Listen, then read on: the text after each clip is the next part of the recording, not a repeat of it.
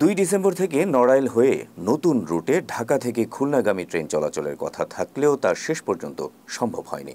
পর্যাপ্ত প্রস্তুতির অভাবে সোমবার নড়াইল রেলওয়ে স্টেশন হয়ে চলাচল করেনি কোনো ট্রেন। নড়াইল রেলওয়ে স্টেশন থেকে বিস্তারিত জানাচ্ছেন রাকিব জিসান। আমি আজ অবস্থান করছি নড়াইল রেলওয়ে স্টেশনে। আজ নড়াইল রেলওয়ে স্টেশনে রেল চলাচলের কথা ছিল, কিন্তু অনিবার্য কারণবশত সেই রেল কিন্তু চলাচল করছে না। আমরা এসে এখানে দীর্ঘ সময় অপেক্ষা করেছি, তারপরে কিন্তু আমরা কোনো ট্রেনে দেখা পাইনি। আমরা কর্তৃপক্ষের সাথে কথা বলার চেষ্টা করেছি। কর্তৃপক্ষ থেকে আমরা জানতে পেরেছি যে সম্ভাব্য 6 তারিখে ট্রেন চলাচল হতে পারে, তবে সেটাও শিওর না। তবে নড়াইলের বিভিন্ন গ্রুপে বিভিন্ন পেজে যে কথাগুলো ছড়ানো হচ্ছে গুজব বলতে পারেন, কারণ একটা রেল চলার ক্ষেত্রে অবশ্যই জনবল লাগে, যেমন টিকিট কাউন্টার থেকে শুরু করে অনেক জনবলের প্রয়োজন। কিন্তু এখনো পর্যন্ত ট্রেনের যে টিকিট, সে টিকিট বিক্রির কোনো কার্যক্রম দেখতে পাইনি।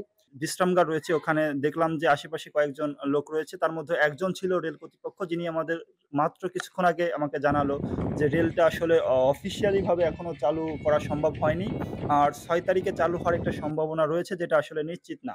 গাড়ি চলার সম্ভাব্য তারিখ ছিল 2 তারিখ, কিন্তু 2 তারিখে গাড়ি চলছে না। এখন আমরা জানতে পারছি বাইরে মৌখিক হবে, এটা নট ডকুমেন্টারি, এটা হচ্ছে 6 তারিখ। আমাদের কাছে তথ্য বা লিস্ট আসলে আমরা সঠিক বলতে পারবো। নড়াইলের মানুষের দীর্ঘদিনের লালিত স্বপ্ন যে তারা ট্রেনে করে ঢাকা যাবে, তো এই স্বপ্ন বাস্তবায়ন হতে একটা সময় অবশ্যই লাগবে বলে আমরা আশা করছি। তো এই ছিল নড়াইল থেকে আমার সর্বশেষ। তবে এই নড়াইলবাসীর দীর্ঘদিনের যে লালিত স্বপ্ন, এটা যেন দ্রুত বাস্তবায়ন হয় এমনটা প্রত্যাশা করছেন নড়াইলের মানুষজন।